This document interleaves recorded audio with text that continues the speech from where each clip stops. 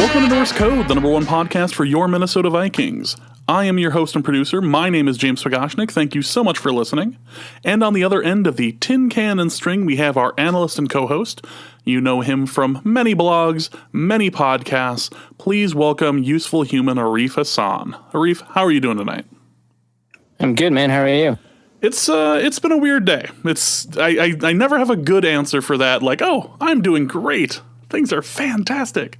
It's been an odd day, and that was a very odd ending for the Redskins there. I almost felt bad for them. Almost right, until you realized they're the Redskins. Yeah, at that point, it's like, that's okay. Yeah, like, oh, Jay Gruden decided to go for a field goal instead of going for, yeah. I suppose these things happen. Well, welcome to this week's show. I say this week's show, but we have two shows this week. We have our recap of the Lions game, which will begin in just a moment. And then later this week, Dusty and Arif will be talking about the upcoming Monday Night Football game against the newly quarterbacked.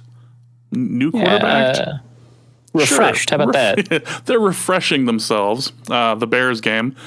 And so we'll have that later this week. But before we begin any of that, we would like to thank you, the listeners, for helping us out once again and for helping donate, to listen, to spread the word of Norse Code. We really do appreciate everything that you guys have done this year and previous. Again, thank you guys so much for listening and helping out. We are ad-free because of you.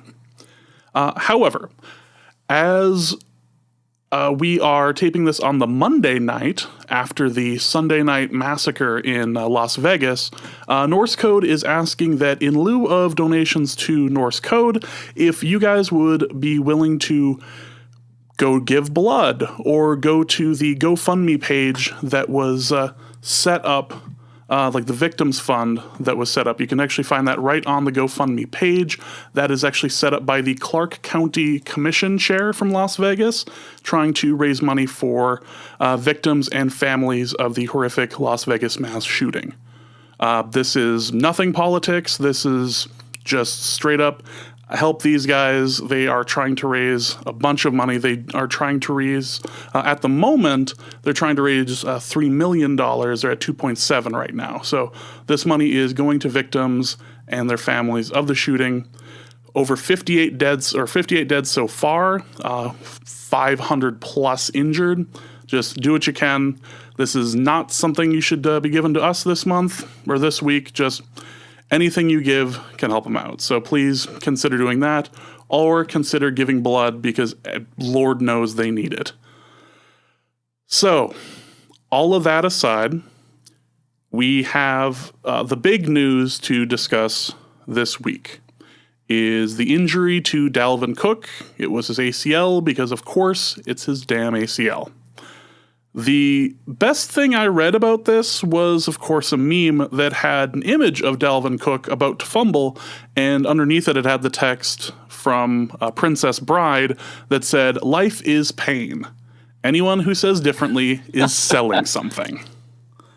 It's like, that's good. Oh, yeah. Okay. So we can sit Shiva for a few minutes. Should we go through some tweets? I feel like we... Let's go through some tweets because, we put out this mailbag. Instead of asking, for a lot of people, it was more an opportunity to express grief in the form of a question, as if the Wailing Wall and the Jeopardy board had combined. Exactly. Which totally understandable. So let's go through some tweets. Yeah, we have a bit of a Dalvin Cook mailbag, and then we have a regular mailbag. So we're going to start with the Dalvin Cook mailbag. And then go into the Lions game and then the regular mailbag. So let's start off with Dalvin Cook. Andy Stravers on Twitter asks, how do I motivate myself to watch when all of our players end up dying football death?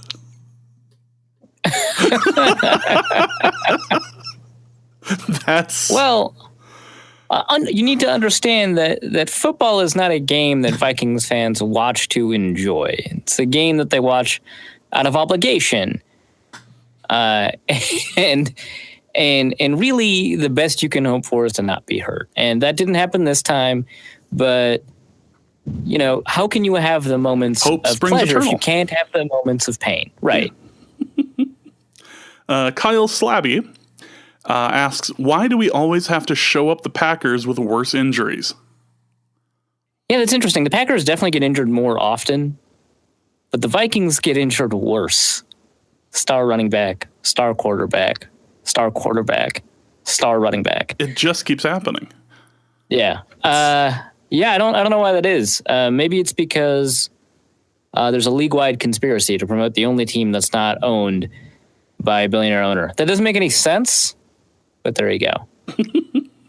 Hey, those billionaire owners those non-billionaire owners have lots of opinions and apparently can be interviewed and say they're an owner. As NFL owners, yes. Regardless. This NFL owner is livid. Like, really? That's... Kyle Slabby also asks, what is the best alcohol to drown my feeling in? Not feelings, just the singular feeling. Right. The concept of feeling, the notion of feeling feelings. Well, this is another episode where I feel like Dusty is the most equipped out of the three of us to answer the question. Nonsense. I have the perfect one. Okay, go for it. We're going straight absinthe. We're going Lafay, Princian, I believe it's Princian absinthe. I know far too much about the topic. What you really want to do with this particular brand of absinthe, instead of just the single shot, you want to do the double. And you're probably going to want to drink it quickly. So you get your double in. You put it into the cup. You get your 2 shots in. Nice bracing shots into your glass. You get your ice cube. You get your cold water to run over it. Measure it out. You don't want to go too crazy over it. You don't want to water it down too. And then after you pour it over the sugar, you stir it in nice. If you find absinthe to be too bitter, and some people do, you also do have the option of taking the glass beforehand and putting some melted chocolate around the rim and then freezing it. And that will help with the bitterness of the absinthe. It'll give it a little more sweet taste. Now, if you drink it quick enough and then pour yourself that second glass, because you're already at the carnival, you might as well buy the cotton candy. You go ahead, you get that second glass in, and it feels fancy enough where it's not necessarily alcoholism. This is a hobby at this point. If the bottle cost enough money to ship over from England, you're probably just going to enjoy it. So, and by the time the second glass hits you, you really don't care about ACLs anymore. You don't even care about your own. And any sort of hallucinogenic thing that comes out of it, hey, that's a plus. And you're forgetting about football. You're forgetting about the fact that our rookie running back tore his ACL. Or am I not allowed to have hoity-toity takes on this show? No, that was perfectly appropriate and fine. I like it. I'm telling you, Lafay absinthe. Look it up. It's if you can do that, if you can do that 4 shots in a fairly quick amount of time, you will enjoy yourself, or just be confused as to why you've been walking in the rain for 2 hours. Next question is from Drunken Vike, who asks, why do all things good and wholesome in this world come to a gruesome end? Because life is pain. Life is pain. Next question is from Dan, who asks, what did the Vikings do to deserve this? Is this payback for the Love Boat, leading the league in Deweys, having a kid beater on the team? Why? Why?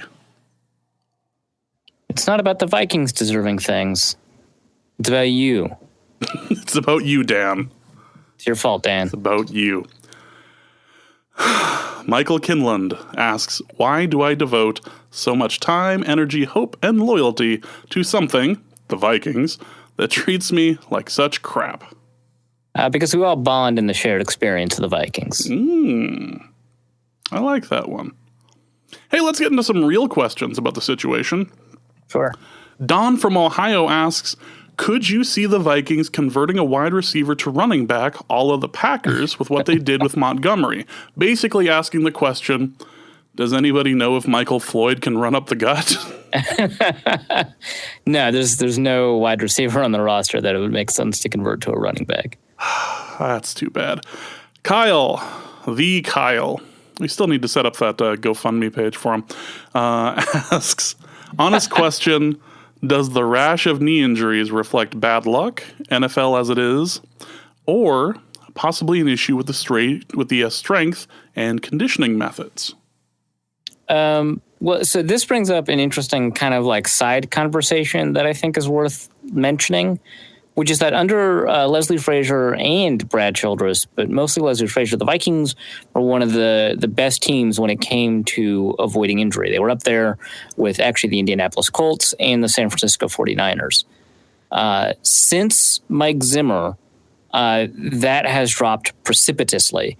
And the Vikings have actually been one of the worst teams with regards to injuries. And I'm using Football Outsiders' adjusted games lost injury metric because it's really one of the only injury metrics that's widely available to the rest of us. So from that perspective, the Vikings have become one of the worst teams in the NFL with regards to injury loss.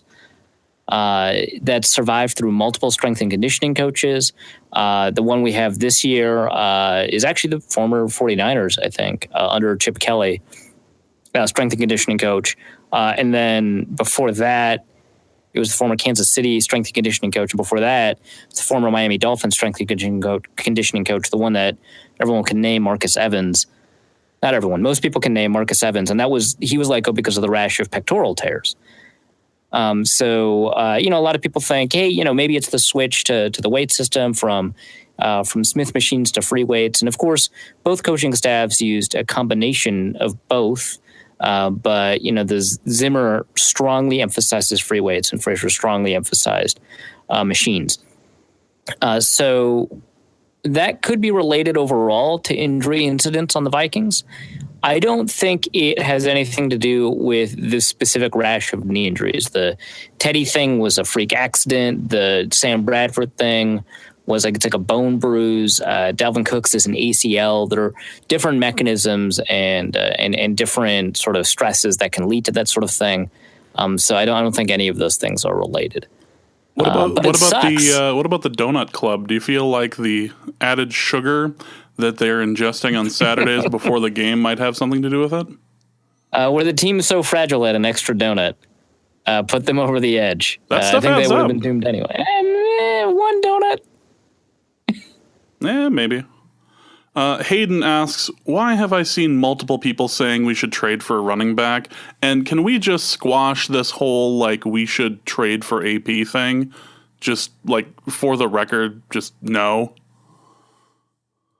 Yeah, so most of the people that I saw tweet out trading for Adrian Peterson, were doing it as jokes, right? Because, yeah, sure. I mean, the Vikings made a hasty trade for Sam Bradford. Who could they trade for a running back? Oh, who's on the outs? Oh, Adrian Peterson's on the outs in New Orleans. So, funny joke, right? By the time I'd gotten around to seeing it had become quite a played joke, and it was kind of whatever. And then Pro Football Talk /NBC tweets out a story written by Mike Florio that the Vikings should seriously consider trading for Adrian Peterson, a running back who in 2015, in the 3 healthy games that he had, averaged, I believe, 1.9 yards a carry, and in the last 20 games averaged below 4, I believe below 3.5 even, for the Vikings. A lot of people are like, well, you can't do it because of the bad blood. It's well, you can't do it because he's bad. The bad blood here, people could get over whatever, but we've watched him play. It's not like he's new to us or something. People weren't celebrating in the streets, babies thrown in the air or anything when he left, but it was pretty close. Oh, good. It was definitely a lot of relief. Okay, it's done. We're past the era of Adrian Peterson just says shit. We've been living in this era ever since Adrian Peterson decided to compare football players to slaves. We'll welcome him back in a few years when we retire his number and put him in the Ring of Honor. Right. Fine. We'll be back. We'll bring him back when he accepts his Hall of Fame bust or whatever. Okay. But Adrian can go and try to not get a ring somewhere else. in a place where Drew Brees is going to outgain him on the ground. That was such a bad tweet. I think I forget if it was Yahoo or ESPN or SportsCenter that tweeted out that Drew Brees got more rushing yards than Adrian Peterson in the first half, and so did all of you. It's like, ouch, that hurts my one feeling for him. Oh. Rough. Anyway. No, we should not be trading for Adrian. Although Robbie the listener asks if there's any correlation on this. Teddy, who had a 22-yard run versus San Diego, and then the first practice after which he had a non-contact knee injury. Adrian Peterson, knee injury. Sam Bradford, knee. Cook, knee. All four during or right after home game. Could this be considered new turf issues? I wouldn't go that far, in part because, half the games the players are going to play are at home. And so, the fact that injuries occur at or right after a home game is not that unusual because, it's not like they go to FedEx Field every away game, in which case you'd be able to get a pretty good sample, right? So I wouldn't say that. And I also... So Sage Rosenfels on the Lockdown podcast with Sam Ekstrom talked about this a little bit too, about how, he thinks that the artificial turf is much more likely to create injuries. And that actually has been studied pretty extensively. That definitely used to be true, where AstroTurf or fake turf definitively did cause more injuries. And then there are also instances with the way Reliant Stadium in Houston used to be set up, where the turf was laid down, the fake turf was laid down very poorly, and so players could get their cleats caught in the seams between the turf, and that could cause injuries. And that actually happened to Jadeveon Clowney. So, that can be true, but with modern turf, that's significantly less true. And they're getting to the point where turf has the possibility of creating fewer injuries than natural grass does. And this is all kind of in the last 5-8 years. Except, of course, if you lay the turf down poorly, like in Houston. So I don't think that's it. I don't think the turf at the stadium is to blame, especially because the actual injuries sometimes occurred on grass, like Teddy's. And, there have been a variety of injuries on grass. And we know that, Soldier Field and FedEx Field and to, some extent, was it Oko Coliseum? The Coliseum in Oakland. Those are, more likely to cause injuries than AstroTurf. So I wouldn't say that without, more evidence that compared actual incidents of injury rate. And this year the Vikings have actually been pretty remarkably healthy. It's tough to say that after the starting quarterback and the starting running back go down to injury. We're just trying to make the injuries count. That's all we're trying to do. Right, yeah. We've concentrated the injury to the ones that matter. Mm-hmm. But their injury reports are smaller than they've been in a long time. And I don't think the team's hiding who gets to play or not. The injury reports are smaller. So I don't really think it's because of the turf. Final question that was from the listeners, from Kenneth Allen, who asks, what can we expect from Murray and the O-line without Cook? How does the offense change? Yeah, that's a good question. Dalvin Cook has been really good about generating yards after contact, has been really good about turning, these negative 1 yard runs into 4 yard runs, or these negative 6 yard runs into 1 yard runs. So, I don't think you're going to get that from Latavius Murray. And I think we're going to get kind of better exposure to how good of a run blocking unit this offensive line is. Because I think Dalvin Cook has made them look good by, crafting these pretty excellent looking runs. I was actually charting some of the runs, in his last game during this actually really good Chiefs Redskins game. I was also watching, the Vikings game, and Dalvin Cook, made decisions that ran contrary to how the play was designed and how the runs were being blocked because, he was actually making the correct decision because, some some players are getting into the backfield and stuff. And I don't think Latavius Murray has the inherent agility to do that. He should have the speed based on just his generic athleticism, but I don't think he has the general agility to do that. And more importantly, I don't think he has the decision-making, the quick decision-making that Dalvin Cook has to be able to do that. Plus, he's not as balanced of a running back. So I think we're going to see more of our running game is going to look a lot like what the offensive line can block instead of, kind of the fantastic ability that Dalvin Cook has put forward. And that's not necessarily bad. I mean, the run blocking unit is way better than it was last year. I mean, it's not difficult to say, hey, Mike Remmers is a better run blocker than TJ Clemmings. Riley Reif's a better run blocker than Matt Khalil. Joe Berger is still around. He's not as good as he was, but he's still, doing some pretty good stuff. And then you've got the two rookies. Or not, I shouldn't say Easton's a rookie because he's not, but it just feels like he's a rookie. But you got Pat Elflein and Nick Easton. And while I wouldn't say Nick Easton's as good of a run blocker as Alex Boone or anything like that, that's probably a downgrade. They're both flashing. And, that's where we're maybe going to see some problems. But I don't think that the running game over the course of the rest of the season is going to average like below 3.5 yards a carry. So, yeah, we're going to see, I think, a dip. But, Latavius Murray does have, more capability to protect the passer than Dalvin Cook does. Even though it didn't look like that in this last game. And both Latavius Murray and Jerick McKinnon are able pass catchers, despite, kind of what Jerick McKinnon did in this last game. So we're probably going to see, more passes. We're probably going to see, more checks at the line to determine whether or not it's a run or a pass. And unfortunately, we may see less play action because the Vikings may not feel, or it may be the case, that it's not going to be as effective with that Dalvin Cook back there. I don't know that they're going to change, from more zone running to more power running, just because, Latavius Murray's been comfortable with both. Jerick McKinnon's very familiar with zone blocking, so I don't think that's going to change.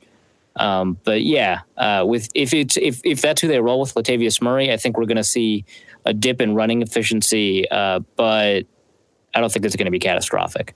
What are the key differences between Murray and Cook as far as how they approach the run and how they get extra yards?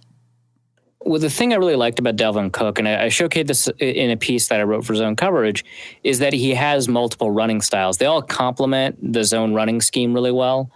But he has the capability of either being a quick decision maker that just shoots through a gap, he sees an open crease and he goes through it, and he follows the play as designed. And at other times, he slow plays it. He has a lot of patience. He puts his hand on the fullback in front of him and tries to feel things out, then makes a cut back and goes. He can do either of those. He can be pretty frenetic. He can decide really quickly to abandon the play and go to the other side. That's who he is. He's a very creative runner. He's a very dynamic runner. He's very difficult to keep track of as a defense because of how he can vary, his running styles. Latavius Murray's not like that. And I think a lot of that has to do with, despite the fact that he's like a combine superstar, a lot of that has to do with the fact that he's just not as capable as Dalvin Cook, both in terms of quickness and in terms of just decision making. And so he tends to, I'm not going to say he's a plotter, right? I think he ran like a 4.37. But he tends to follow the blocking of the play, and he's not a very creative runner. He powers through running backs, or he powers through linebackers. But the unfortunate problem is that, unlike Dalvin Cook, he doesn't have the same kind of balance, nor, except when he's at the goal line, does he, put his pads behind him, because he's an upright runner that relies on that. I mean, he's 6'3", 230, 225. He's a huge running back.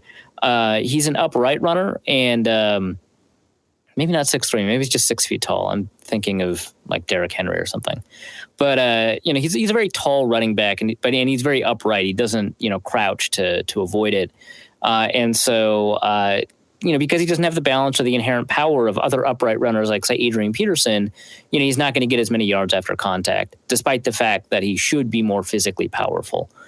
So that's what we're going to see. We're going to see, plays run as they're designed. We're not going to see as many creative runs. We're not going to see any, cuts to the other side. And maybe that sounds like it's a better fit for power blocking, but, that's it. It's just as clear that you can do that from zone blocking, and he may not be able to jump 3 gaps like Dalvin Cook does when he makes a cutback. But, he'll be able to make a decision between one gap or the other, and if it's there, he'll be able to get some yards. So that's what we're looking at as far as the Cook injury. I hate to ask this question, but rookie running backs returning for their second year and getting an ACL injury during their first, boy, they don't have a great history of things turning out well for them, do they? Well, I haven't researched rookie running backs specifically returning. I think a lot of Vikings fans will remember Adrian Peterson returning from the ACL injury and have their hopes up, or Jamal Charles returning from the ACL injury and having their hopes up.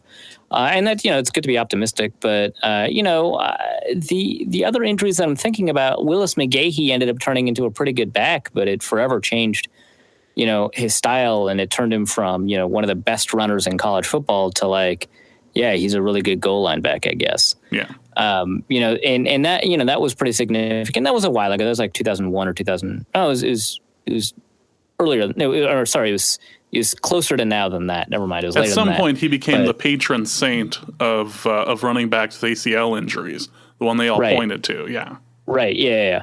And some running backs do return to form, or they do become really good, and some running backs just don't. I think that generally speaking, the prognosis is fairly positive based on the last 5 years of ACL returns. But I'm not sure. There's somebody's done a study, and the study does not include the last 5 years of football, but somebody did a study and found that it takes a full year before they get back to their previous. So there's a year of whatever pedestrian play before they get back to who they were. With running backs, you don't really have that many years to play around with.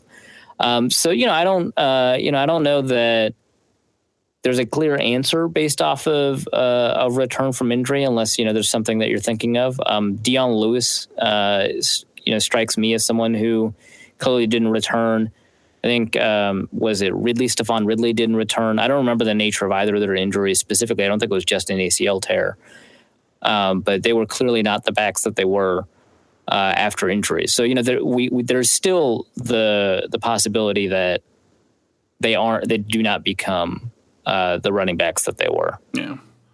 So that's gonna be it on Dalvin Cook. We definitely hope that he returns and is able to come back to form, and that we do indeed have that running back of the future that for 3 glorious weeks it looked like we did.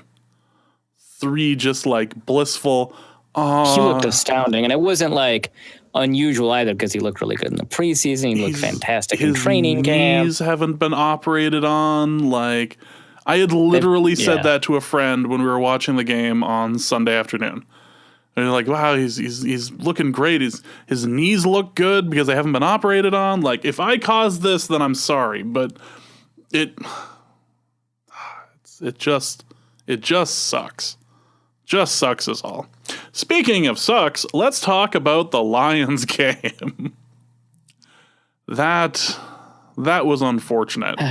Yeah, I mean, you think, oh, hey, the defense held them to 14 points. If you knew that going in, you're like, yeah, great, that's fine, I'll take it. That's great, we're going to win. Yeah, Cook's going to go out there, he's going to burn it up. And Cook looked like he was just ready to break one off. He looked ready to just on go. That specific run, he looked like he was going to break one off. And maybe that's a poor term. It's poor phrasing.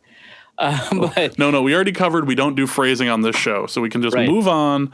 He looked like he was going to hit a home run, and on that very run, and then went down. Then there's a fumble, and then things just get messy. Yeah, I don't think anyone can blame him for the fumble at that point. When they show the replay, and it was not clearly it was non-contact, and as he was going down, he did not have the ball. Yeah, I mean, he was grabbing his knee as he was going down with one hand. Yeah. On the other hand, he's got the ball, and it's Ugh. So, what happened? Ignoring the elephant in the room, Cook goes down for an injury. What happened to the offense this game? It is a combination of things. I think a lot of it has to do with it's Case Keenum, right? I mean, you can't expect him to play the Tampa Bay Buccaneers every week. Lies. Lies. Yeah, and I was taking a look at the game, and He played better than he did against Pittsburgh, which is, nice. He was under pressure a lot. That wasn't really the offensive line's fault. It was kind of his fault. Yeah, he's a backup quarterback. He played better than I think most backup quarterbacks would in that situation. It's not as if, he threw a bunch of interceptions or anything, right? Like the turnovers or fumbles. I don't think that like he was carrying the team on his back and then, Adrian Peterson 2.0 fumbled the ball away. It wasn't like that. But it was, he was managing an offense that had the capability of doing just enough to get into range to kick some field goals and win a game. And so I wouldn't blame him. He played poorly, but that's if you compare him to like other starting quarterbacks, right? For a backup, I thought, he did well. He was under pressure, I think, on exactly 50% of his dropbacks, which is very high. Typically, an NFL quarterback will end a season anywhere in the range of 25 to 40% of their dropbacks ending in pressure. That's kind of, the range. I think Teddy ended up having the highest rate in NFL or in PFF history, which now goes all the way back to 2005. Of any quarterback under pressure. He had the most snaps under pressure at 46%. And in this game, Case Keenum was under pressure 50% of the snaps. And that's not really the offensive line's fault this time, although, there were some pressures given up by Elflein, Easton, they gave up some pressures. And I think Berger gave up one pressure. Reef gave up one pressure. And then Remmers wasn't so bad. I think he only gave up 1 or 0 pressures. The problem was, how to adjust to late blitzes and stuff like that. One particularly brutal pressure where Case Keenum ended up throwing the ball away. It was on 3rd and 5, so it ended up being a punt. Elflein, I want to blame Elflein on this, but it's much easier to actually blame Easton. I think Elflein adjusted a protection and didn't account for, a blitzing linebacker. Easton paid attention to it, doubled down on Elflein's guy, and then the guy comes in free. This is in the first quarter. The guy comes in free, and Easton should have picked him up. And I don't know if that's on Easton or Elflein or both. I think it's probably actually on both. And these things happen. And so that impacted the passing numbers. Of course, not having Dalvin Cook impacted rushing. Both Latavius Murray and Jerick McKinnon looked poor out there. I got a lot of tweets from people saying, Jerick McKinnon is bad and you should admit that now. And, he's bad. And when will you give up on him? And I don't know, it was like weird because like if Dalvin Cook had that exact game, nobody would have been like, oh, God, give up on him. He had a bad game. Jerick McKinnon, he had a bad game. I think was it McKinnon who messed up that the snap on the? Yeah. I don't even want to blame him too much for that. Like, yeah, obviously don't do that. And it's his fault. Do not continue to do this. Right. And, it's his fault, but like he messed up a wildcat snap while the offense was rolling. Like, why put him in that situation in the first place? And the thing is, I don't hate that play is in the playbook, and nor do I hate the idea of throwing in gimmick plays. But it kind of didn't make sense in the context of that drive, right? And I understand, like, and there's some people that have made pretty good cases in general for like surprise plays after a big play, right? And I get that, but after a big play while the defense is setting up, I actually think, you should immediately option to either a deep pass or a run based off of what those defenders are scrambling to do. A lot of times they're scrambling and there's like 9 in the box. It's perfect time to just snap it and call it deep pass. At other times they're scrambling, trying to figure out where they should be on the field. That means there's a gap open and then you run. I think that's kind of how you take advantage of a big play because the previous play was a big play. I don't think it's like to set up this weird, complicated way because first it like disrupts your ability to take advantage of a defense trying to find its bearings. And second, like stuff like that can happen. I'm not too angry that plays in the playbook. But McKinnon messing up, I don't think that like speaks to his quality as a running back. He's never fumbled before for the Vikings. He fumbled actually a lot in college, way more than most running backs in college. But he's a quarterback. Quarterbacks have really high fumbling rates in college and in the NFL. He as a running back has not fumbled the ball. He had a bad drop. That sucks. He had a -4 run and a +4 run. And people are asking me like, Arif, why won't you give up on McKinnon? He's bad. And I never really thought of him as being a super potent passing weapon when he was drafted because he has really tiny hands and has no experience catching the ball. At least when he was coming out of college, I kind of just hoped that would just be part of his game, and I thought he'd be a really good running back. And honestly, you take a look at the games that he's healthy, which admittedly I agree is not that often. He's actually run the ball pretty well. So it's weird. I hope to see McKinnon run the ball more. I'm sure they'll bring in another running back and so on. But in this game, McKinnon had a bad game. That's true. And that's kind of, part of what happened to the offense. Latavius Murray, he had some good runs near the end, but for the most part, wasn't playing well. Thielen played, well until he fumbled the ball. And that, sucks. Stephon Diggs played well on the targets that he got, which doesn't feel like a lot. He ended up with 98 yards, so it's not as if, he was invisible or anything. 98 yards, a lot of yards. But, he didn't end up in the end zone. He didn't end up getting a ton of targets. He just converted all of his targets. So was I the only one who was confused at the Treadwell target in the end zone? Or just sat there and just, really? I don't know if he's caught a pass in the 20, let alone been targeted in the end zone before. Yeah, I mean, I think it does come out of nowhere, but when you think, you sit down and you think about it, that's the point, right? That's why he was drafted, is to specifically be a weapon in the end zone and in jump ball situations. And he was in 2 jump ball situations, didn't succeed on either of them. And I know that there's really good arguments for why neither of them are actually his fault. The first one, that one in the end zone, it was overthrown, right? But I mean, the ball took a while to. It's Case Keenum. The ball took a while to arrive. And he adjusted poorly to it.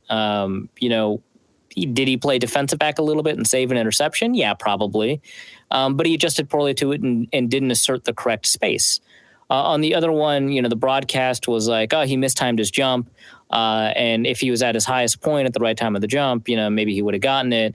And a bunch of people were like, well, I mean, he was being held down. That's probably pass interference. Somebody had an arm on him. That same person also was pulling his jersey down.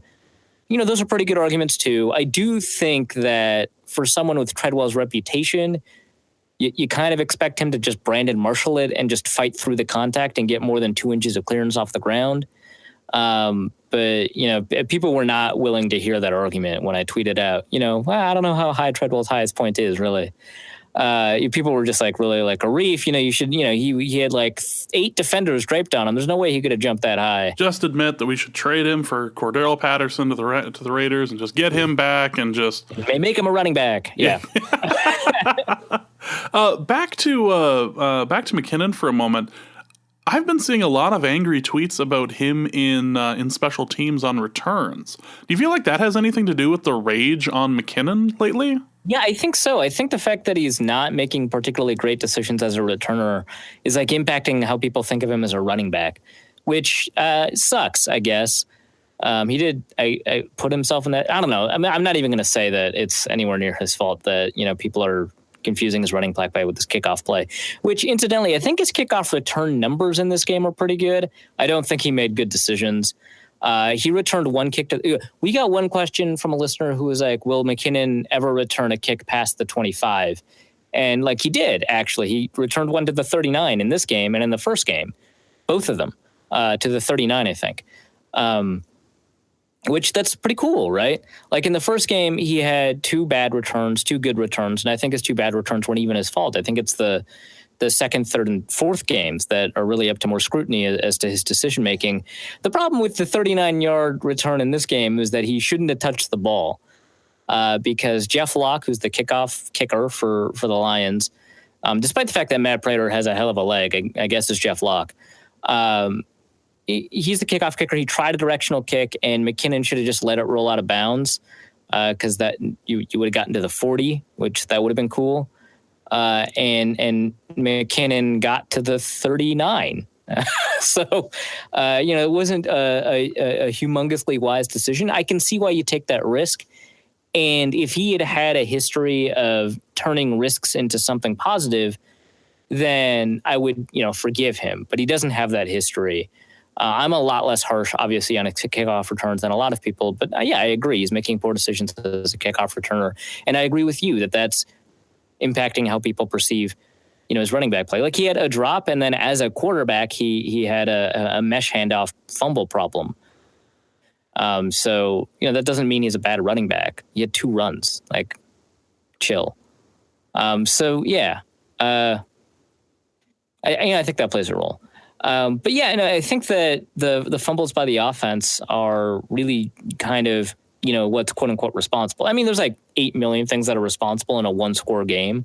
But it certainly doesn't help that they recovered all of the fumbles.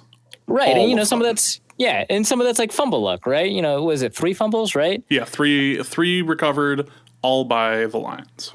Right. And statistically speaking, half of all fumbles are recovered by the fumbling team. And that does change by like type of fumble. Like, a quarterback fumble, there's a different recovery rate for the defense and the offense. A receiver fumble, there's a different recovery rate for the receiver and the offense. So it's actually not as like clear cut as sometimes like the analytics people, especially those at Football Outsiders, kind of make it, even though I think Football Outsiders is kind of the one that may have pioneered some of the research as to type of fumble. But they keep on, bringing up the 50% thing. Either way, just generally speaking, they average out, and they didn't average out in this case, in the Vikings case. So, they got unlucky there. I also want to say that in a 1-score game, the poor officiating probably played a big role. You don't want to blame poor officiating for the outcome. And there are other things that matter in a 1-score game that could have tilted it. You always want to play well enough that the refs don't matter, but they do. And in close games, which are going to happen, bad calls are going to influence things. And I think the refs made really poor calls. I think that they missed a couple of pass interference, but like a couple of pass interference penalties, especially late in the game on critical drives. I think they missed spots, which is, pretty poor. They missed a lot of things in the game. You don't want to blame it on them, and there's a bunch of things that you can talk about. Case Keenum could have played a little bit better. He's a backup quarterback, so maybe, that's an unfair demand in terms of the amount of investment the Vikings made in him, but, he could have played better. The Vikings could have not fumbled all those times. The Vikings could have recovered some fumbles, right? There's a lot of things. I mean, the Vikings could have caught any of the 4 interceptions that were headed their way, and they didn't. That plays a role, right? So that's kind of the offensive side of things. The defensive side of things, I thought the defense played well. Again, they held the Lions to 14 points, and the Lions had really short fields for a lot of the day. So it feels kind of like, oh, you held the Lions to 14 points. That meant that they had 2 touchdowns, and it's not true. They had 2 field goals, touchdown, and a 2-point conversion. Because Matt Prater, he plays really well. He was the NFC Special Teams Player of the Week or month, right? And it would have been nice if they'd been able to prevent that 2-point conversion that was kind of on Xavier Rhodes. But Rhodes played well. Harrison Smith played exceedingly well. That defensive line did a phenomenal job. Despite the fact that Amir Abdullah averaged 4.7 yards a carry, the Vikings actually improved their defensive run success rate after the game. The Lions, Amir Abdullah relied on, I think, essentially two big runs to set up the high rushing average, which, hurt the Vikings. But for the most part, the Vikings did a really good job shutting down the run like they have in every game. Yeah, we finally were able to, or they were able to break off an over 20-yard run, which hadn't happened this entire season. Right. Yeah. And those things are going to happen. And when those things happen and then you hold them to, I think without it, he had like 3.8 yards a carry. When you do that, you're a good run defense. It's just one run. And that was on Trey Waynes. It was not on the defensive line. And I'm going to give Trey Waynes a pass for it because he's a really good run defender. Like as a cornerback, I kind of want my guys to be good at coverage, right? Because passing is more important. And within that specific role, passing is way more important. But I'm not going to knock Trey Waynes too much for missing one run when the rest of his run defense has been extraordinary. He leads the league in significant run stopping tackles for a cornerback by a significant margin. That's on Trey Waynes, but whatever. And I saw someone was like, he was held on that play, and it was like, but he chose the wrong gap. That's why he was in a position to be held at all. Whatever. For the rest of the game, they did a really good job holding up Amir Abdullah and, of course, Zach Zenner and Maybe not Matt Stafford, who had a couple of good runs. But yeah, Linval Joseph had a phenomenal game. He had 9 tackles. 4 of them were stops. Everson Griffin had a great game. Obviously the 2 sacks, but he had 7 pressures overall, despite the fact that he was being chipped and double teamed on a ton of those plays. Daniil Hunter had 2 sacks and a couple of pressures. And he's done a really good job in run defense, better than Everson Griffin. And even, Tom Johnson or Shamar Stephen, they did a pretty good job in the run game. So as a unit preventing the run, they did really well, despite the fact that the Lions averaged 4.7 yards a carry. Yeah. Or Amir Abdullah did. So, props to them for that. Harrison Smith, like I said, did super well. I mean, he was targeted 3 times, only allowed 2 receptions. They were for 9 total yards. Marvin Jones got shut down by Xavier Rhodes, which is a good idea to put him on Marvin Jones instead of Golden Tate, because Golden Tate has done actually a pretty good job against him in the past. Matt Stafford ended up having, the Lions overall had 3.7 yards a play. Matt Stafford ended up averaging 4.2 adjusted net yards per attempt. He threw for 0 touchdowns, 0 interceptions. It would have been nice to get one of those interceptions. And 6 sacks for 55 yards. Even if you exclude that really long, weird sack that, was it an incomplete pass or was it a fumble or whatever, the Vikings did a really good job containing the Lions and making sure, that the offense was pretty anemic, and it was. It's just a field position problem caused by turnovers on the other side. It would have been nice for them to make up for it with those 4 dropped interceptions. But, I guess these things happen. I was talking to a few Lions fans during the game and afterwards, and it was amazing to hear from them that this was the worst their offensive line had looked all year, was against our pass rush, and how often we were able to get to Stafford. Didn't we end with 7 sacks or something like that? It was 6 sacks, I think, 6 for 55. And there was Stafford ended up having a negative rush as well, so maybe that should have been a sack. But I liked the comment from the one Lions fan that I'm really friendly with, who remarked at the end of the game that it's as if the referees know they owe us one after what happened at the end of last game. Maybe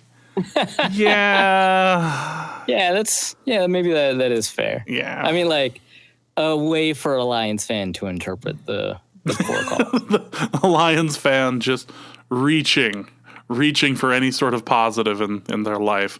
Just they're number 1 in the division, or they're tied. Are they tied with the Packers? I think they're number 1 in the division now.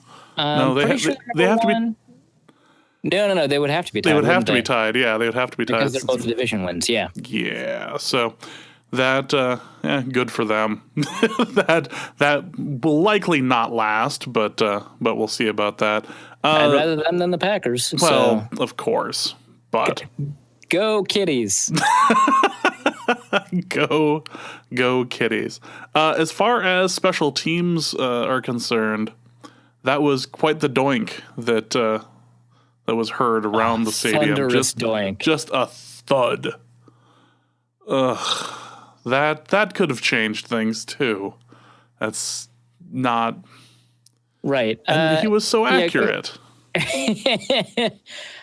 We even got a question from a listener. Kai Forbath missed a kick. Is it time to give up on him? I even eliminated it from the mailbags. I'm not for who? For what? Who are we going to get? Are we going to go get the former Florida State kicker that was kicking for Tampa Bay? Roberto Aguayo? Yeah, drafted way too early, and then went to the Bears, and the Bears went, no, you sir may leave. And it's not like, Marshall Kane was doing well in the kicking competition. We'd all figured pretty early on that Kai Forbath was winning for, good reason. Maybe give up on it in the sense that okay, we're going to seriously scout kickers. But I mean, they were already doing that. Nothing we can do about that till the off season, or until people just start cutting kickers like they tend to do sometime around Thanksgiving. All right, everybody needs to trade kickers so that we can feel better about our extra points, and we can maybe drum up a few more. Yeah, maybe once Kansas City finally has the cojones to kick the to cut the kicker that made the game-winning kick. I guess it wasn't game-winning because they had the it would have touchdown, would have been essentially game-winning. the game-winning kick, right?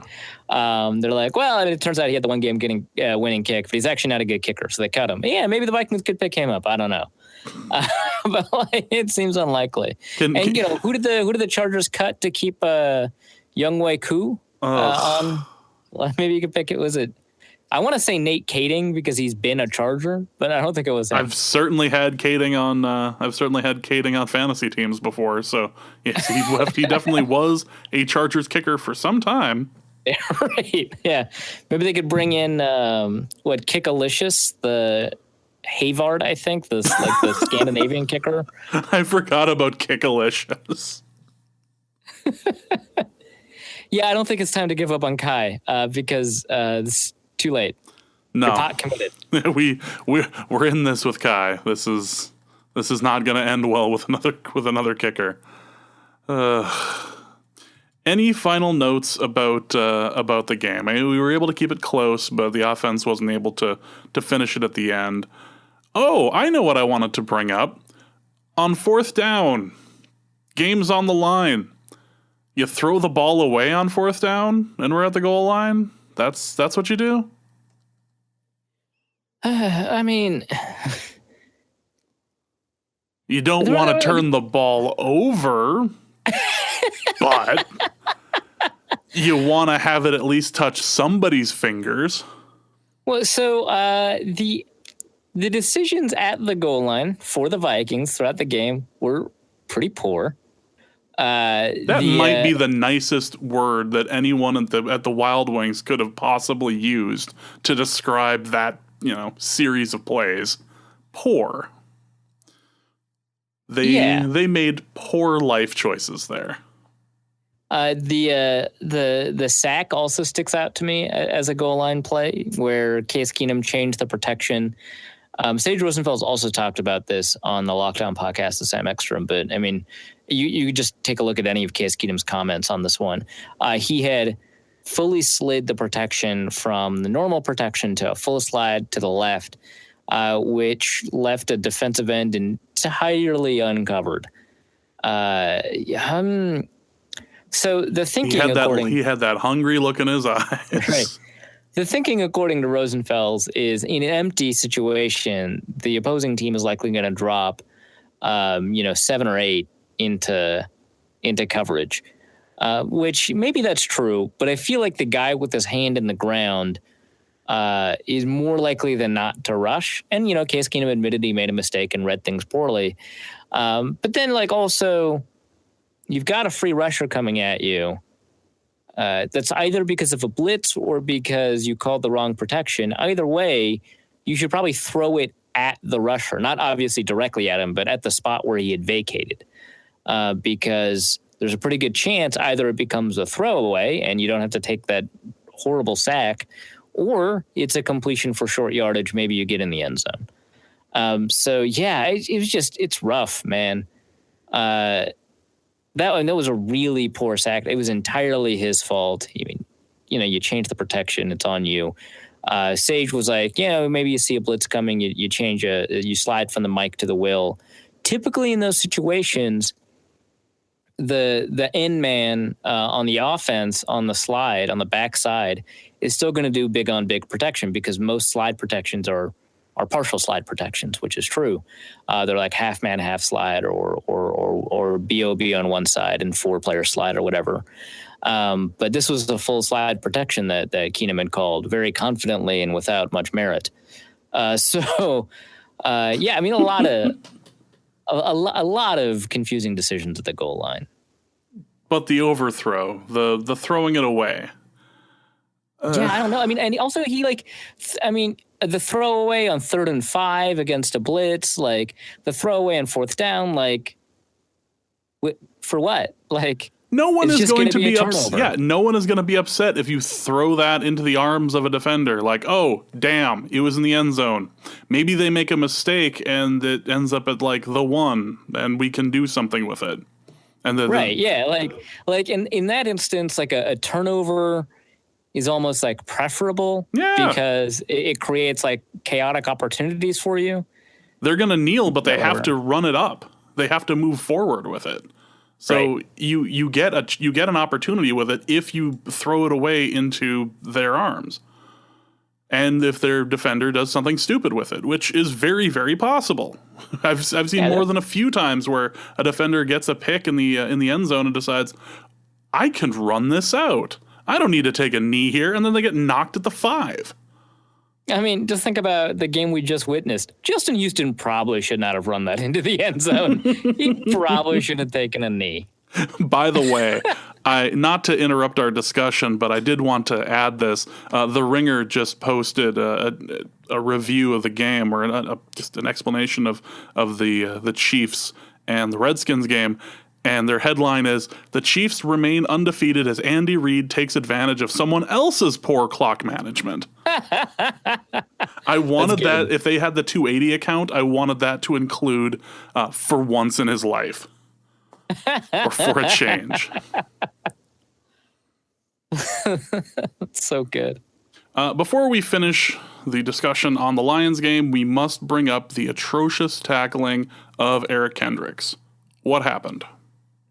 So I think most people who watched the game were like, oh my God, he missed 3 tackles. How uncharacteristic of him. How does he not wrap them up? Ridiculous. Yeah. How does that happen? And I want to tell you that you're wrong.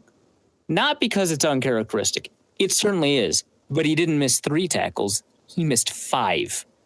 5. He missed 3 in the passing game, 2 in the running game. I think people remember 1 from the passing game because he got absolutely embarrassed by, I think it was Eric Ebron, and 2 in the running game.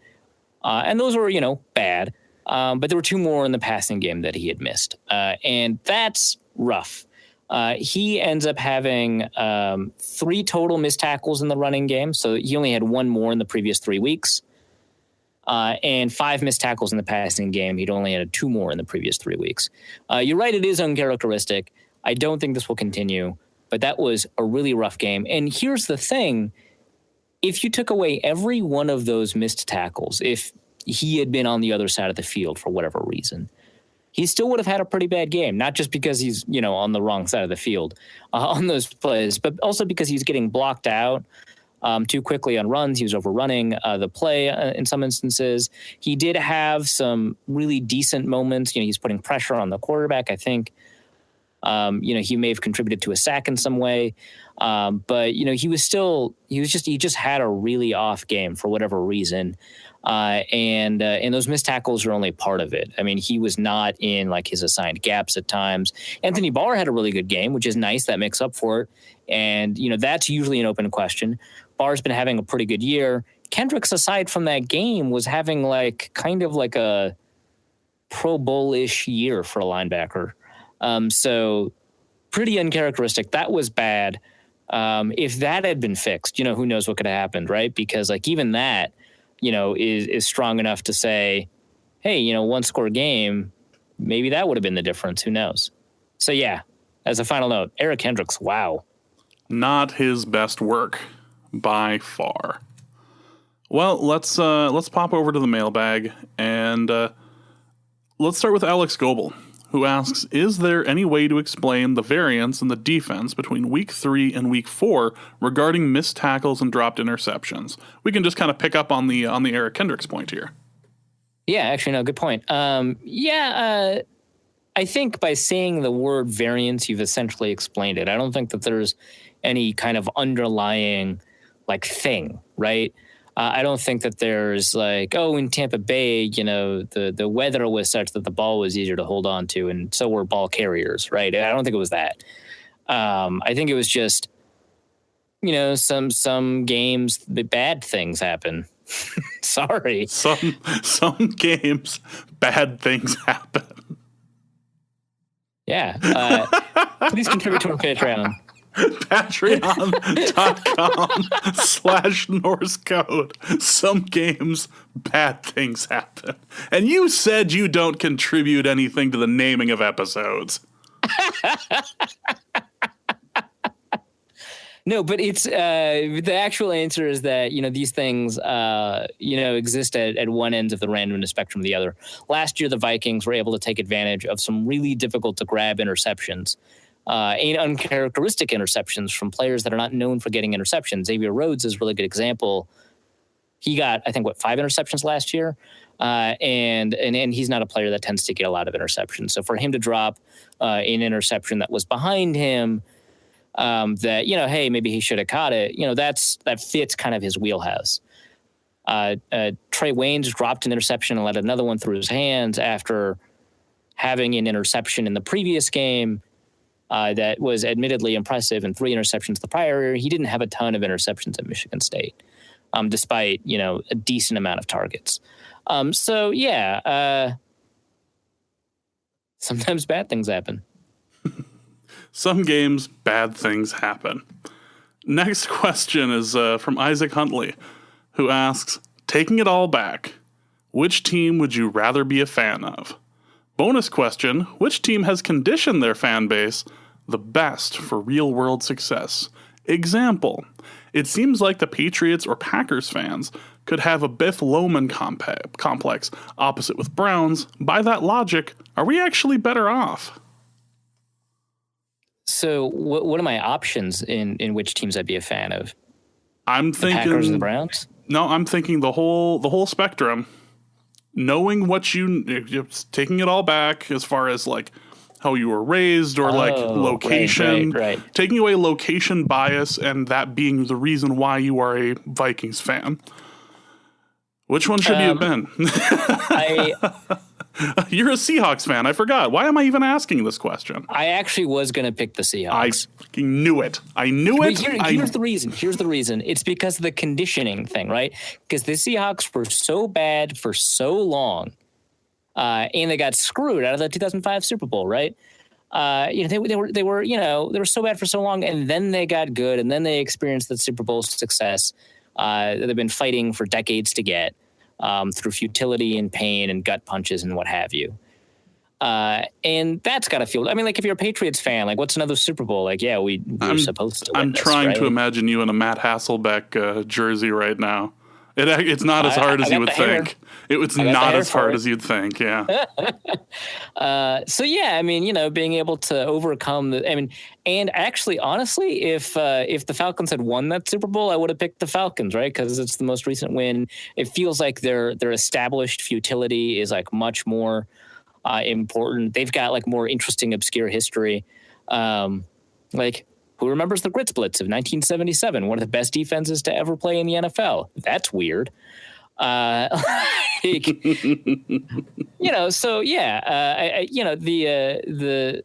Seahawks are like that. So I picked the Seahawks.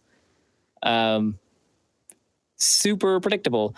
As for the second part, I think that you're right. I think that, being a Patriots fan or a Green Bay Packers fan sets you up to this like weird Biff complex.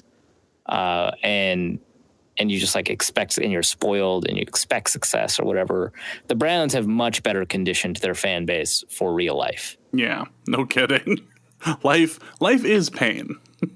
Life is always. The Browns know it. Yeah, the Browns fans just embrace it. We've got it tattooed all over their face.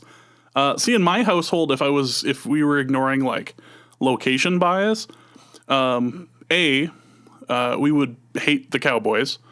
Because my dad was coming of age in the 70s when the Cowboys were on all the time, every game, and the whole like full blitz America's team thing. Right. And as a result, whenever the Cowboys would come on, he would yell at the TV and immediately try to change it to the other channel. So, first off, if I was to fully go that way, it would be full-on anti-Cowboys, which I am kind of as a result. But my dad was always big into the Steelers because they were the other big team at the time, and at least they were not the Cowboys. So, I probably would have ended up with the Steelers. I probably would have at least 2 Super Bowl victories under my belt as a result of that. So, yeah. But he was always a bigger fan of the Cubs than he was of the in baseball than he was of the Steelers. It was just, if football was on, it could not be the Cowboys. No matter what game, no matter who they were playing, you just could not be watching a Cowboys game in the house I grew up in. That's hilarious. My dad is many things, and a man of principle is certainly one of them. Next question from Rich Snowden, who asks, what do you think is the best use of the roster spot created by Cook going on IR, and what is the most likely? I kind of wanted to say Michael Floyd, but they're not going to carry 7 receivers. So maybe they should consider it. So yeah, you could be like, well, Michael Floyd's going to come onto the roster. They don't need to make space, but they will probably want to add another running back, especially because C.J. Ham has been playing so well at fullback that, yeah, you could have him play tailback and ace sets, but why should the Vikings play single back so often? So I wouldn't be surprised if, they got like Ryan Matthews or promoted Bronson Hill up to the regular roster. Maybe take a look at D'Angelo Williams, see if he's willing to play. I don't think he is. But, maybe D'Angelo Williams, who might be my ideal, free agent scenario. I like Ryan Matthews a lot, too. Call Ronnie Hillman back. I don't really like that a lot, but that's a possibility. It could be a thing. I mean, for the 6 people who have Hillman jerseys, they will at least feel somewhat vindicated. Break him back out. He's only 26. Just doesn't mean really? He's good. Yeah, right. Yeah. When I saw tweets about Ronnie Hillman, my only thought was, and the corpse of Ronnie Hillman, like right. Yeah. Only 26. All right. Yeah. Or maybe you could do like the weird Saints Viking swap and get Tim Hightower, right? Like that would be fun. By the way, there are multiple Tim Hightower highlight videos on YouTube, I found out, which is hilarious. Next question is from John Belk, who emails us. Opinions on preseason generally seem to be at extremes. Like nothing in the preseason ever matters anything, or XYZ things will definitely be true based on the preseason. Arif's preseason analysis for this year seems to have run the spectrum of right to wrong. Dalvin Cook to Trey Waynes to explosive offense. Has this season changed your opinion at all on which aspects of preseason you can read into? That's actually a really good point, and it's worth kind of delving into because the play calling in the preseason is something that I was highly critical of. The decisions that the quarterbacks would consistently make, I was really upset about. And the first 2 drives of the season, seemed to match that. And then they turned into this explosive offense that was very fun to see. So in that sense, yeah, probably, strategy, what the team intends to do overall as a strategy is something you can kind of take a step back from. That's a good thing to learn from the preseason. The other stuff, Trey Waynes is still not good in coverage. Dalvin Cook still looks pretty good. I feel like your ability to evaluate individual player play when not connected to play design, like, whether or not a quarterback decides to throw deep, is still kind of stable and valid in the preseason. Like the offensive line was obviously, a big worry in the preseason, and it's certainly playing a lot better now. But I do think we're kind of papering over some of the worst individual aspects of the offensive line. Riley Reiff wasn't playing for almost all of the preseason, and then he plays, and he's playing well. Great, that was predictable. Mike Remmers is playing pretty well. I mean, he had a really poor first game, and it's not like he played well against the Steelers.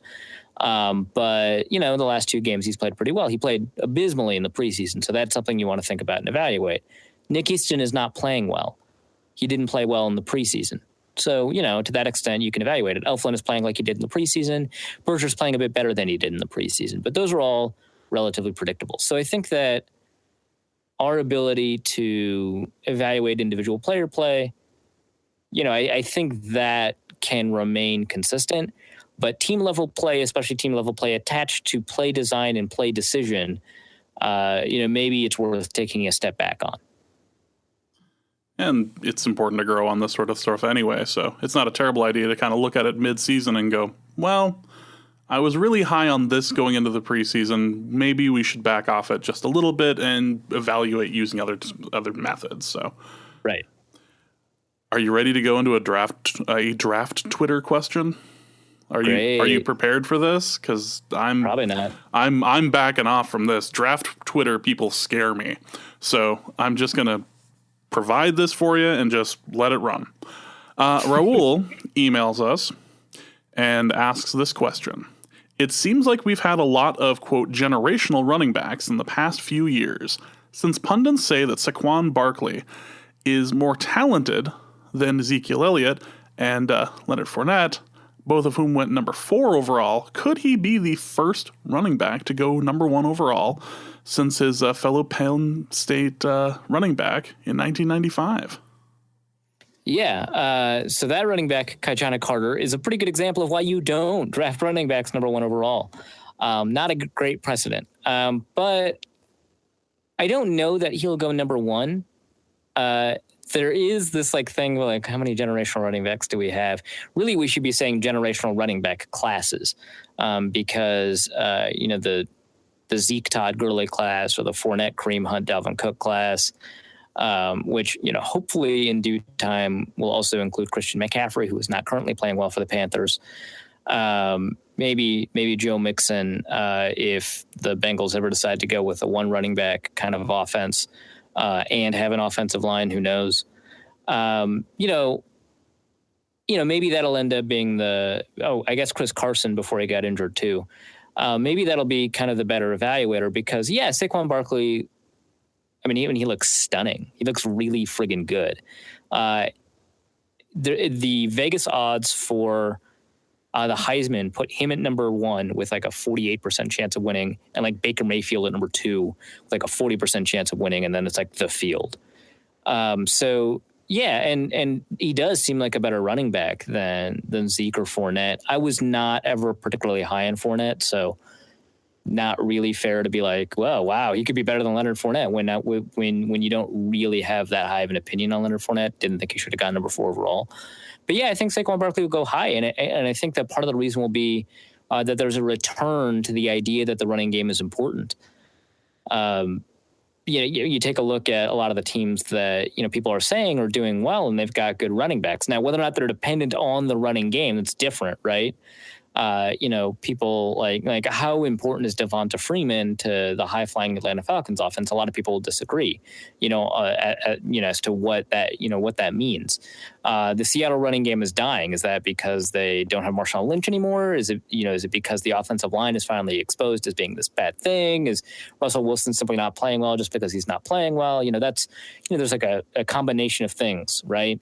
But a lot of teams will like to convince themselves it has to do with the running game because a lot of teams have coaches that have grown up with the importance of the running game. I could see running backs going high once again. I could see Saquon Barkley at the top of that.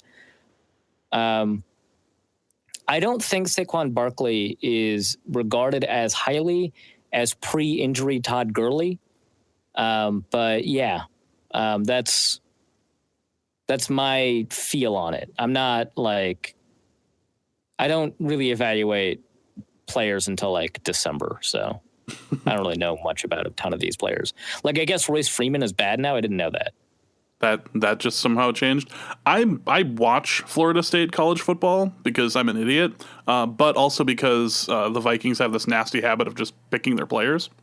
And nasty habit. Well, nasty habit. Cook does well, and but. I know that Florida State's terrible this year, that they're a garbage fire thanks to their quarterback going out and, everything else going to hell. But and their trash offensive line. Yeah. Just garbage fire. Just stacks and stacks of garbage. Don from Ohio has 2 questions for us. First off, he asks, this is a good one. With Cook and Bradford, the Vikings were a Super Bowl contender, he says. Without Cook, but with Bradford, they are a playoff contender. Do you agree or do you disagree? I think that with both, they were... Yeah, I can actually see the nature of that argument, right? Because the defense is pretty good. That offense looked explosive. I do want to say we should not assume that Bradford is as good as he was in that first game. That's a really small sample size. Right. I don't think it's fair to expect a player to continue their career best performance in like a 7 or 8 year career as who they are kind of going forward. But, you know, it's probably fair to say that he's a top 10 quarterback because I think he was knocking on the door to top 10 last year. And by a lot of advanced metrics, he was a top 10 quarterback. So, you know, if he was knocking on the door and then he puts in this performance, then he's probably a top 10 quarterback. So you got a top 10 quarterback, you've got a top 10 running back, maybe a top 5 running back, and a top 10 or top 5 defense. That sounds like a Super Bowl contender. So you know what? I guess I'm going to agree with Hoodie. I don't think Bradford's as good as advertised or as good as that game. So I want to add that caveat. But yeah, sure, I agree. Sorry, Don from Ohio, that they're a Super Bowl contender. But now they've become a playoff contender without Cook. Maybe because, you know, maybe they're better than that if Bradford gets to be healthy all year and gets to play like a top 10 quarterback. And, you know, I don't think Cook is critical to Sam Bradford being a top 10 quarterback. But, you know, if it's Cook, if it's we are last year's running game, you know, without Cook, then yeah, I think you end up only being a playoff contender and maybe not even a playoff contender at all. If it's what I expect the running game to be without Cook, which is, you know, below average, but not like, you know, one of the worst in league history. Yeah. Then yeah, I think that they're a real viable playoff contender. It could just be that without Cook, but with Bradford, we're still playing meaningful games in January. We might not actually make the playoffs, but we're still playing. Yeah, exactly. So there's that. Before we get to the final question, did you see that he cussed me out for amazing for the missed? I had to check the league to see which kicker he had. I was so happy to do so. Yeah. After he was trash talking all of it. I mean, this is just karma. Yeah. Right? Well, you trash talk long enough in this league, you forget that the rule states that you have to start a kicker. So the Russian roulette is always on the bullet's always on the table. It's always in the chamber. Right. And so he gets pinged. I already forgot which kicker it was. Doesn't even matter at this point. Doesn't even matter. So his kicker ends up. And what's amazing is that his kicker scored a ton of points. Like his kicker scored like 10 points, right? Which is a lot for a kicker. And then negative 25. So I'd say it's a darn shame, but I've warned the participants of this league no less than like 3 to 5 times, don't do this. It will drive you nuts. Don't do it. I promise that there's no glory in this. There's certainly no money. Don't do this. And they sign up anyway. So at this point, it's your own damn fault for... You lost by 20 points. It was glorious. Oh. It's almost too bad. Almost. Final question is also from our friend from Ohio who asks, what quality comfort food should I make this week? Since this week has not only sucked on the field and off. Banana nut bread, meatloaf. What are your suggestions, Arif? So my suggestion, so we actually made this yesterday, right? No, 2 days ago, Saturday. I'll just say Saturday because you might be listening to the podcast at different times. Me and my girlfriend were invited to a hot dish party. Make the best hot. It was the contest. Make the best hot dish, and we can't help but like tinker with shit. Like we can't just be like, oh, we made hot dish, right? Well, you're going to the hot dish party. You have to throw down. This is the crazy life of bloggers and podcasters. Right. It's not all Coke parties, ladies and gentlemen. Sometimes you got to get down at the hot dish party. Exactly. So Chelsea and I decided to make shepherd's pie. Right, it's got potato on top. You've got definitely good. Yeah. And we modified our mashed potato recipe to have cream of mushroom soup in it. We modified the lamb stew underneath so that the binder we took out flour as a binder and put cream of mushroom soup in as a binder. So it's got like a hot dishiness to it, right? Because you got to have the cream of mushroom, right? And it is the best shepherd's pie I've ever had. It's so good, and it's this amazing comfort food. The recipe is actually at seriouseats.com. We just replaced the cream in the recipe with half cream of mushroom soup, half cream, and we replaced the flour in the recipe with, again, cream of mushroom soup. Otherwise it's the same recipe. It's friggin' delicious. Yeah, and it's set super well. It's an amazing comfort food, and I think we just finished it. We've been eating it constantly throughout the week, throughout the weekend. Is this going to set off a series of questions on? Because I literally just Googled, is shepherd's pie hot dish? And I'm not coming up with an argument on it, whether pro or against. So see, here's the thing. I did they totally okay with the idea that it's not hot dish. So you cheated? Well, no, because we cleared it beforehand. We didn't just show up and we're like, hey, we made hot dish. It's shepherd's pie. We were like, hey, we're going to make shepherd's pie. It doesn't have tater tots. It has potatoes, right? Is that okay? You've watched Chopped enough times where you just say it contains reconstituted tater tots. Sorry, with reconstituted tater tots. Exactly. In a cream emulsion. You have to sell it like that. It's mashed potatoes, but it's reconstituted. It's your own take on. It's deconstructed. Yeah, right. It's deconstructed, right.